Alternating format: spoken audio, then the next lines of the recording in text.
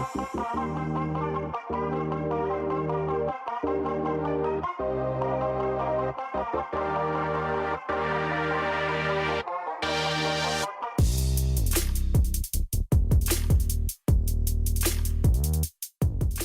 están? Les damos la bienvenida a un nuevo capítulo de Senado Conecta. Hoy estamos junto a Michelle Deler, consultora en gestión de emergencias, con quien queremos abordar la situación de los incendios forestales, una serie de temas más también, cómo se justamente gestionan todas estas situaciones. A quien le damos la bienvenida. ¿Cómo está, Michelle? Hola, un gusto estar con ustedes, muchas gracias.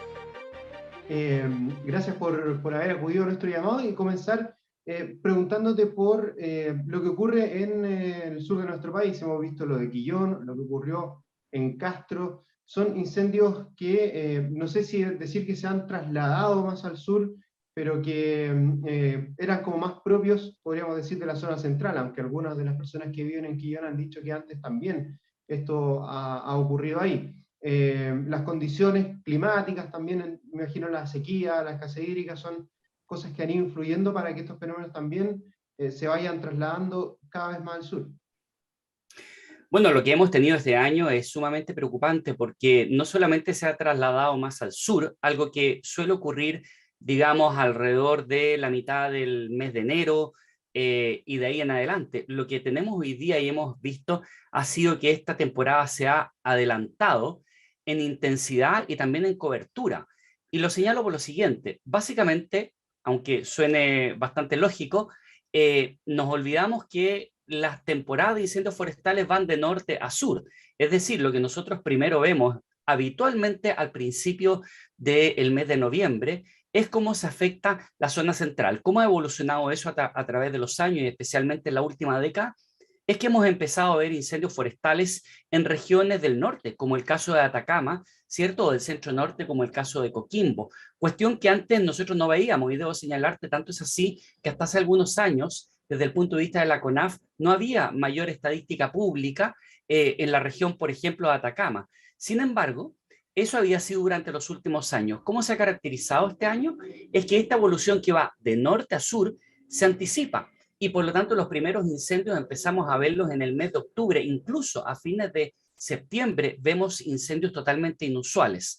Lo que ocurre hoy día es lo que habitualmente nosotros vemos a mediados del mes de noviembre. Ahora, esta intensidad ha sido superior principalmente porque nos ha llamado la atención el caso de Castro, por ejemplo, que ha ido acompañado ya no solamente un incremento en la superficie, sino que este año lo otro inusual que hemos tenido es una afectación a la infraestructura muy superior a años anteriores. Ahora, podemos recordar el tema de Castro, pero si solamente nos vamos a la comparación en materia de superficie, la verdad es que al día de esta entrevista tenemos prácticamente la misma superficie quemada al mes de diciembre que la que tuvimos durante toda la temporada en la temporada anterior, el año pasado. Es decir, hoy día cuando nos quedan varios meses y los más intensos, ya presentamos un 400% más de superficie destruida que en la última temporada. ¿Tendrá algo de factor quizás el tema de la pandemia, porque todos dicen que esto se genera por acción del hombre, en su mayoría o en casi todas las ocasiones es así, que también haya aumentado esto, a lo mejor consecuencia propia del aumento de las temperaturas en algunos lugares, porque vemos que son cambios que a veces ocurren de forma brusca, en el viento, en la temperatura, tenemos días que salen un poco de lo normal y eso es algo, yo creo, Michelle, a lo que quizás nos vamos a tener que ir acostumbrando. Así es, y probablemente tenemos dos factores. Uno, que es una condición que ya se transforma en permanente y que deberíamos considerarla así, y que muchas veces lo asociamos al cambio climático, pero que desde mi punto de vista queda siempre en un término un poquito alejado de las personas y más bien como una cuña o un término que se analiza desde el punto de vista científico. Pero desde el punto de vista práctico, estamos hablando de sequía extrema, amplia, por más de una década, pero en lo cotidiano es lo que nosotros vemos como calor extremo, altas temperaturas y olas de calor. ahí hay una condición que ya empieza a ser bastante recurrente y en algunos casos permanente, como el caso de la sequía, o recurrente como en el caso de las olas de calor y calor extremo. Tenemos otro elemento que es el factor humano, y el factor humano en lo cotidiano se transforma básicamente en lo que es la ignición, es decir, cómo se enciende o cómo comienza un incendio. Nunca nos olvidemos que todo incendio forestal comienza en una superficie pequeña. Por lo tanto, cuando la ignición se asocia a lo que es las condiciones de base, por ejemplo, el estrés hídrico, esta sequedad de la vegetación, y en segundo lugar, a olas de calor, que ya obviamente pasa a ser algo incluso más coyuntural, el resultado que tenemos es mayor probabilidad de incendios de comportamiento extremo, es decir, incendios que se propagan rápidamente. Por lo tanto, son dos fenómenos que conocemos, que sabemos que van a ocurrir, es decir, no es novedad que tengamos más de un 90% de los incendios causados por acción humana, que ahí debemos diferenciar lo que es la acción intencional de lo que es la acción casual. Muchas veces en la medida en que se complejiza la temporada, tendemos a criminalizar el fenómeno. Sin embargo, debemos señalar que la mayor cantidad de incendios que se generan en Chile son producto de la acción casual y por lo tanto hay un involucramiento comunitario que es absolutamente clave. Y ahí entonces lo que tenemos este año es probablemente un incremento de aquellos incendios que son de comportamiento extremo, como el actual de la Araucanía, que ya se acerca a las 15.000 hectáreas. Solamente para ver la proporcionalidad de cómo afecta esas cerca de 15.000 hectáreas, ese solo incendio corresponde a prácticamente la mitad de todas las hectáreas que se han destruido en esta temporada al mes de diciembre. Hay un segundo fenómeno con los incendios también de comportamiento extremo, que son los de interfaz urbana forestal, que son aquellos que afectan, ¿cierto?, como el caso de Castro. Pero ahí donde quizás desde el punto de vista de la política pública, los indicadores, es clave abordar. No podemos seguir teniendo como indicador solamente la superficie. ¿Y por qué lo señalo? Porque en el caso de Castro, el incendio en materia de superficie es muy pequeño. Sin embargo, el nivel de daño, impacto en las personas, en la comunidad, es altísimo. Más de 100 casas destruidas, una recuperación que en muchos casos es inviable. Hay bienes, hay recuerdos, hay una experiencia que va a permanecer en el tiempo, pero incluso desde el punto de vista de lo más práctico, el techo, el abrigo, el refugio, es algo que va a tomar tiempo. Por lo tanto, debemos comprender que las emergencias son eminentemente sociales y también, por esa misma razón, son muy políticas. Y por lo tanto, aquí la política pública y la acción de la autoridad es clave para enfrentar adecuadamente una emergencia, también en el antes, en el durante y en el después, hay que ser capaz de dimensionar adecuadamente los indicadores que entran en juego. Y ahí el indicador social es algo que tenemos una debilidad importante, porque obviamente el indicador que prima es el de superficie y no es el de impacto a las personas. Estamos junto a Michel Deler, consultor en gestión de emergencias. El tema social es clave, lo que tú señalabas también seguramente tiene que ver con algo que queremos hablar más adelante, con la institucionalidad o con la nueva institucionalidad, cómo se pueden ir abordando estos temas, pero quería llevarte a otro de los factores que probablemente también sean uno de los que, podríamos decir, ayudan también a la propagación de estos incendios, que tiene que ver con el tipo de vegetación, que en muchas ocasiones no sé cómo estará compuesta más al sur, pero entiendo que también se genera esto de mucha vegetación o árboles de tipo exótico, me refiero a pino, eucalipto, que no ayudan, y al contrario, son un factor que ayuda a propagar. También sería, tal vez pensando en la prevención, bueno, empezar a reforestar, o que buena parte de la reforestación de ciertos lugares sea con vegetación nativa, pero también ahí hay un tema que hay que ver quiénes son los dueños de esos lugares, los subsidios que se entregan, que también son temas que afectan. Bueno, lo que tú señalas, básicamente estamos hablando entonces de planificación territorial, algo muy importante desde el punto de vista de lo que es la política pública, y lo que estamos hablando también es de mecanismos de incentivo. Ahí tenemos que diferenciar dos elementos. Uno, aquellas plantaciones que son de carácter productivo y que tienen una regulación y donde el Estado debe fiscalizar, y también generar incentivos para acciones de mitigación o de prevención. Por esa parte, las empresas forestales han tenido una actuación bastante relevante en términos de la modernización y adaptación a las nuevas condiciones. Me parece que en ese sentido, desde el punto de vista del combate, por ejemplo, ellos destinan una gran cantidad de recursos superior a la que tiene el Estado y ha sido capaz de modificar su configuración del combate a partir de las condiciones de manera probablemente más rápida que el Estado. Sin embargo, hay un territorio muy importante que es el que señalas tú y que tiene que ver con el resto del territorio donde requerimos entonces incorporar medidas que, por ejemplo, tiene que ver con la gestión del paisaje, es decir, qué es lo que plantamos, cómo desarrollamos esas plantaciones y además cómo manejamos esas plantaciones, el manejo del bosque, no solamente el bosque nativo y lo que podríamos decir aquellas áreas más naturales y que crecen o se desarrollan de manera un poco más espontánea, sino que también nuestra mirada de ciudad, de desarrollo de ciudad, a aquellas ciudades que van creciendo y van teniendo más contacto con la vegetación, por lo tanto donde se requiere un manejo y ese manejo debe estar asociado a una planificación de corto plazo, de mediano, pero también de largo plazo y que va desde lo que es la normativa, los incentivos, como por otra parte, lo que tiene que ver también con el manejo. Es decir, no solamente promover, incentivar un desarrollo armónico, sino que también establecer las medidas que permitan establecer el manejo adecuado de esa zona. No nos olvidemos que los incendios de interfaz urbano-forestal tienen esa gran complicación, que parten, por ejemplo, en una zona forestal y después terminan, el caso clásico, ¿cierto?, o más conocido a nivel central viene a ser Valparaíso, y que empieza a afectar infraestructura, equipamiento, amenazar la vida de las personas.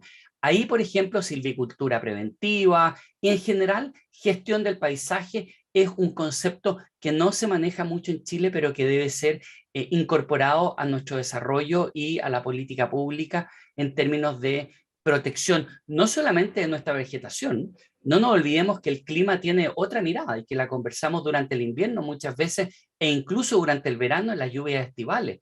Cuando perdemos la capa vegetal, cuando perdemos esa esponja que nos entrega la naturaleza a partir de la vegetación, implica que todo ese material cuando llueve escurre hacia los ríos, se generan obviamente cárcavas, empieza a escurrir por las quebradas y ahí viene entonces otro ciclo que tiene que ver con el aumento de las cauces, el aumento de las inundaciones y obviamente la pérdida de mayor capa vegetal que va a ser más difícil que ese terreno obviamente se recupere. Son temas que queremos seguir profundizando junto a Michelle Deler, pero vamos a ir a una pausa en Senado Conecta y ya estamos de regreso con más.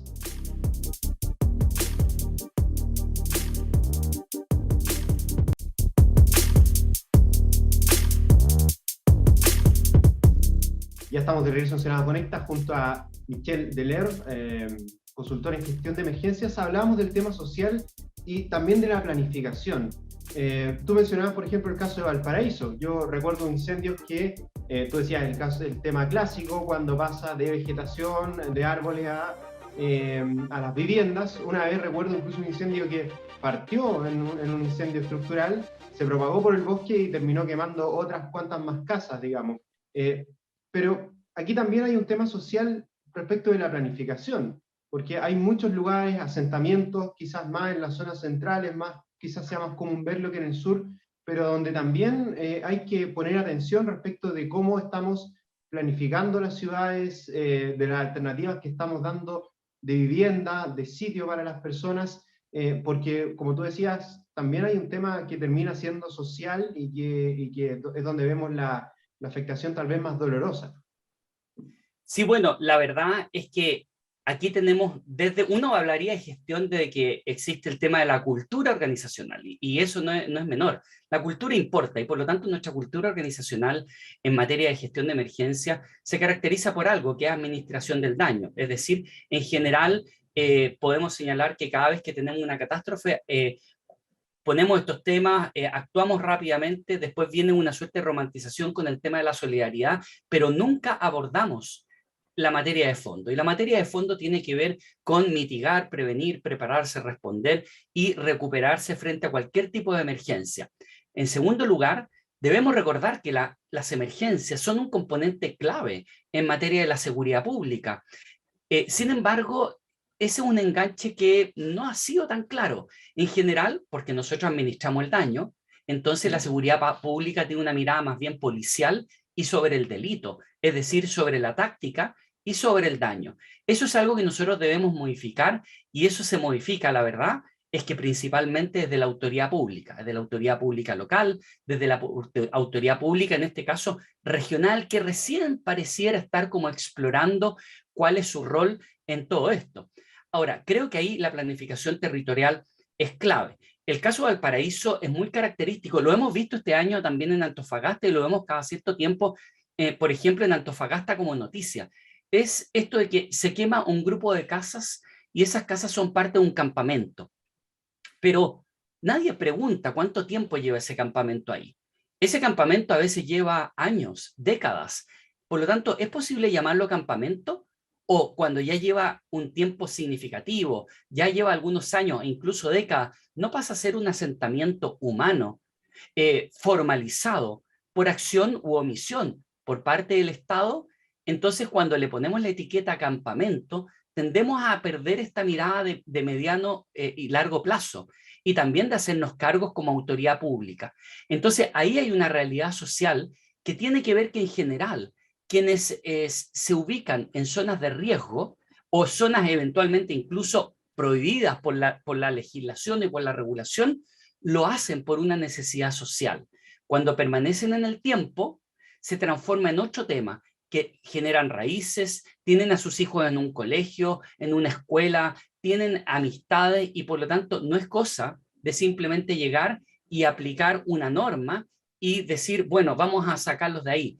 Entonces eso genera un ciclo sumamente complejo donde también el Estado no se hace cargo, porque a veces es más fácil desalojar que hacerse cargo de toda la realidad social que por una parte tenía algo de base, pero por otra parte también fue construida por las malas decisiones del Estado.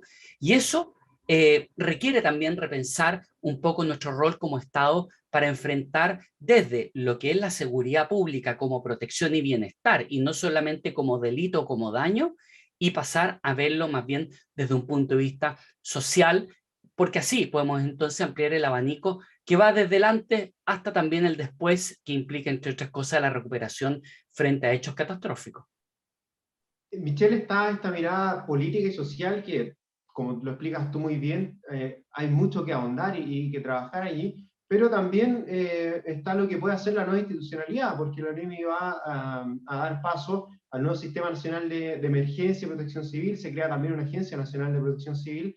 También acá está a lo mejor el desafío de trabajar mejor durante las emergencias respecto de cómo estas probablemente se enfrentan o se abordan, porque no solo están los incendios forestales, en Chile nos caracterizamos por tener una serie de otros eventos que también pueden ocurrir y donde también se pueden repetir algunos de estos patrones que hay que empezar a ver para tratar de controlar mejor las emergencias y abordarlas de mejor manera. Creo que ahí podemos mirarlo desde dos perspectivas. Una, el cuerpo legal que genera esta nueva ONEMI, como probablemente la mayoría de la gente por muchos años la va a conocer, que es un servicio, es obviamente un instrumento legal más robusto, ¿ya? Sin embargo, yo creo que es sumamente importante también comprender que una de las gracias de la gestión es que es administrar la realidad de acuerdo a las condiciones y las características que hay. Por lo tanto, también es importante generar esa expectativa dentro de las personas y cambiar el foco que a veces tenemos en la comunidad, donde creemos que las soluciones mágicas existen. Es decir, una ley arregla todo. La verdad es que no es así. Es un instrumento, una herramienta más importante que en este caso, como todo, puede ser perfectible. La ley partió con una discusión muy interesante que, además debo señalar, en el Congreso se enriqueció muchísimo en la primera década, demoró muchísimo en tramitarse, y eso tiene que ver principalmente con que la iniciativa legislativa, quien maneja de una u otra manera la velocidad con que se discute, y muchas cosas que se discuten, la hace el Poder Ejecutivo, y eso muchas veces tampoco se comprende. Lamentablemente, por esa misma razón, los últimos 2 años, el proyecto se debilitó bastante, pero insisto, desde el punto de vista de la mitad del vaso lleno, es un instrumento que es más robusto. Desde el punto de vista del contenido, se debilitó principalmente, yo diría, que por la escasa prioridad que habitualmente tiene para el Poder Ejecutivo, independiente de quien gobierne estas materias. Entonces, ahí hay un elemento. En segundo lugar, una de las cosas que es preocupante y que ya no tiene que ver con el instrumento, en lo personal me preocupa muchísimo que en los últimos 8 años yo diría que la ONEMI ha entrado en una suerte de anonimato o de escasa presencia en el manejo de emergencia. Y debemos comprender que por mucho instrumento que nosotros tengamos, la conducción, el liderazgo, las competencias técnicas y sobre todo la capacidad de poder dirigir una emergencia no la construye un instrumento legal, la construye la gestión día a día. De hecho, nosotros vemos que seguimos con un enfoque asociado al origen y causa. Es decir, si tenemos incendios forestales, pareciera que el dueño de la emergencia es la CONAF. Si tenemos una emergencia de salud como la pandemia, pareciera que el dueño es el Ministerio de Salud. Pero no nos olvidemos, la ONEMI, con el nuevo cuerpo legal, pero con el antiguo, es el servicio y siempre ha sido el servicio especializado, responsable de la gestión de emergencia. Y lamentablemente creo que eso se ha debilitado fuertemente, yo te diría que prácticamente en los 8 últimos años o en la última década, siendo más evidente, yo diría que en los últimos 5 años. Aquí también, bueno, hay que ver, porque la CONAF también va a dejar de ser como tal, va a haber un Así servicio es. que va a administrar los parques, la biodiversidad, algo que también está con una tramitación legal bien compleja, pero estando estas nuevas, digamos, institucionalidades o estos instrumentos, como tú señalas, parece que respecto del liderazgo y de la conducción, es donde tal vez tú ves algunas observaciones que, ejemplos tal vez a nivel internacional, pudiéramos ver de cómo justamente se aborda esto, porque tenemos por otro lado las Fuerzas Armadas que pudieran tener un rol preponderante en el sentido de que pudieran también, y lo han hecho así en algunas oportunidades, colaborar justamente con estas emergencias, pero puede pasar de un colaborar al tener, digamos, alguna dedicación más constante. ¿Qué ejemplos ves tú que pudieran ayudar justamente respecto de la conducción y el liderazgo de este tipo de situaciones? Yo creo que estamos hablando de un tema sumamente relevante porque tiene aspectos de orden político y también aspectos de orden táctico. Desde el punto de vista político, la misión esencial de las Fuerzas Armadas, básicamente eso le genera ciertas limitaciones que a mí me parecen correctas.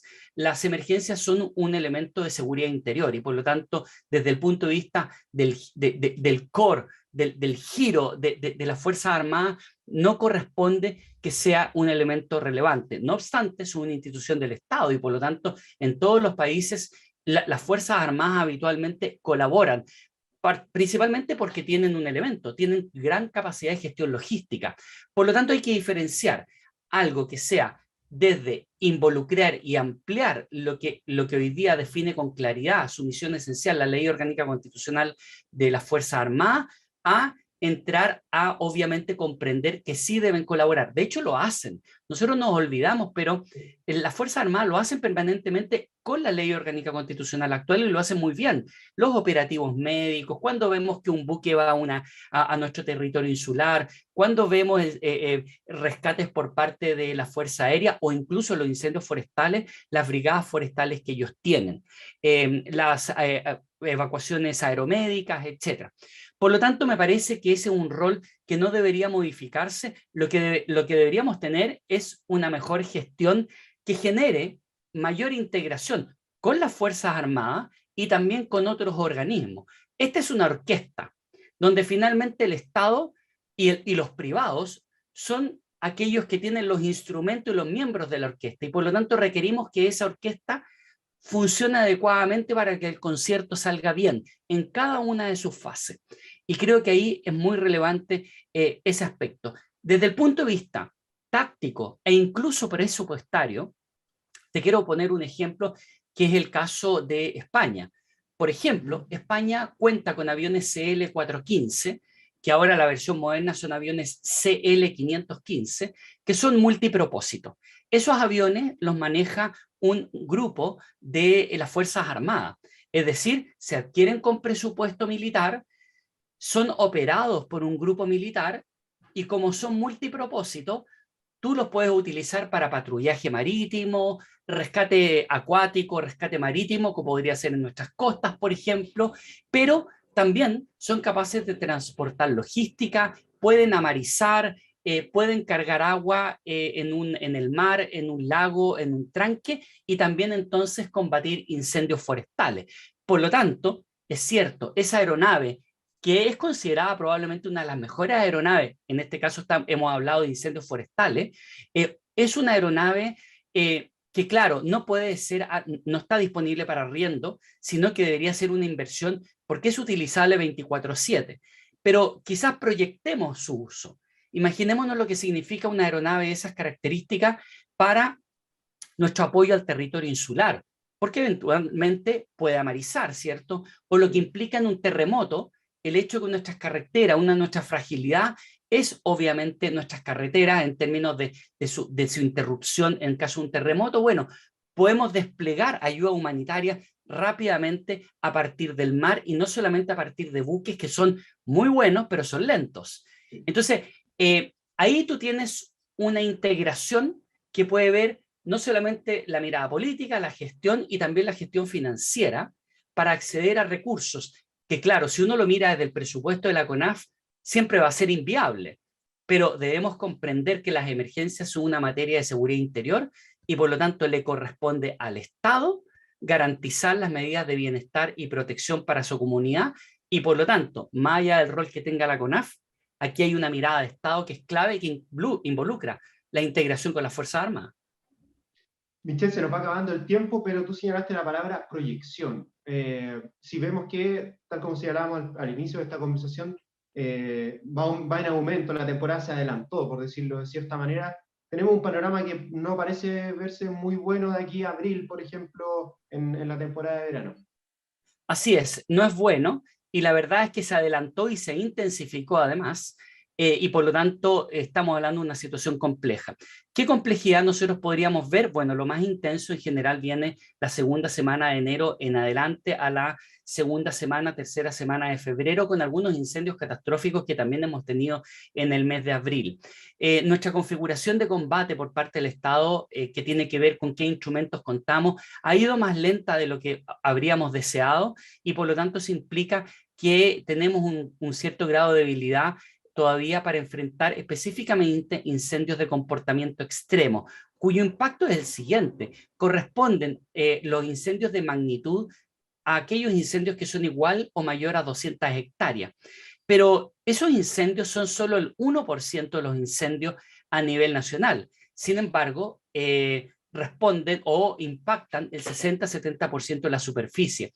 Bueno, precisamente ese 1% es el que nos genera el gran daño y donde todavía vamos lento en nuestra modificación de la configuración de combate y esperamos que ojalá el nuevo gobierno asuma con mayor impulso esa evolución y ese cambio que se requiere.